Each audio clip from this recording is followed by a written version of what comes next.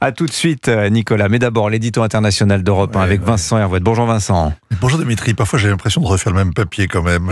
Oui, vous savez, l'histoire est un éternel bégaiement. Vous revenez sur le périple des militants du bateau pour Gaza, pompeusement baptisé la flottille de la liberté. À bord, Greta Thunberg, la députée Rima Hassan. Ils ont été arraisonnés hier par l'armée israélienne.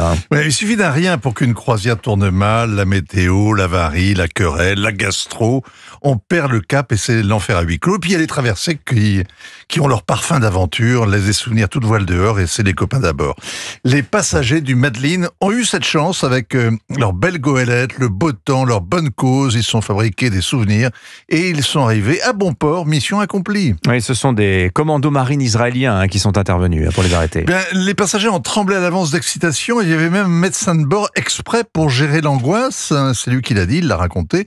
Le dénouement prévu s'est passé en douceur. L'Élysée et le Quai d'Orsay avaient tenu à faire savoir qu'ils ont beaucoup insisté auprès des Israéliens. C'est un peu dommage, toutes ces explications gâchent la démonstration. On s'était embarqué pour une bataille navale héroïque avec l'entité sioniste et on se retrouve en goguette, en bateau-mouche, avec les paras de la flotte 13 distribuant les sandwichs et les bouteilles d'eau aux passagers en gilet de sauvetage dans leur Zodiac. Tout ça sous l'œil vigilant de la caméra, car les Israéliens connaissent eux aussi les lois basiques de la propagande. De même, les précisions de la BBC qui a établi que le bateau n'était pas dans les eaux internationales, contrairement à ce que racontait l'équipage, ou les explications du rapport Palmer qui établit qu'Israël respecte le manuel de San Remo en imposant le blocus maritime à Gaza, douche l'indignation de ceux qui dénoncent un acte de piraterie en haute mer. La vraie violence, en fait, c'est d'avoir infligé à l'équipage dérouté vers le port d'Ashdod les images tournées par les terroristes du 7 octobre documentant leurs massacres, viols et tortures. Le spectacle risque en effet de polluer leurs souvenirs de voyage, c'est trop cruel, mais c'est pas cher payé à côté de ceux qui auraient pu leur arriver. Alors, ils auraient pu, en effet, arriver à destination, c'est-à-dire accoster à Gaza. Oui, pour caricaturer les reporters de télé, pour leur faire honte de leur vanité, on disait jadis, derrière moi, la guerre. Il y a quelque chose d'insupportable à se pavaner au milieu du malheur ou à jouer aux sauveurs comme les Blancs au milieu des sauvages. Mais il y a pire encore, il y a l'aveuglement.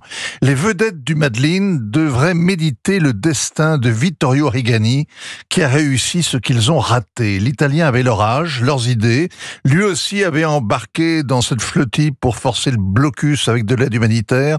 Il a même fait de la prison en Israël et ensuite il s'est installé à Gaza. En 2009, c'est l'opération Plomb durci. Il est le seul occidental sur place. Il raconte la guerre sur son blog. Il devient célèbre. Il écrit un livre, Human.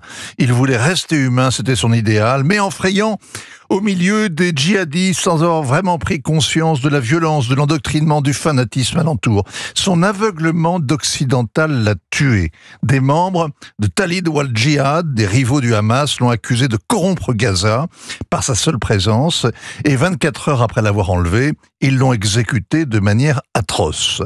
On a pleuré Vittorio Arrigani, on doit le respect aux morts, mais on garde l'œil froid face aux vivants qui font du tourisme humanitaire, qui jouent les victimes qu'il faudrait plaindre, qui font la morale aux soldats et se croient au théâtre avec derrière eux la guerre. Ainsi va le monde, signature Europe 1, Vincent Hervouet. Merci beaucoup Vincent.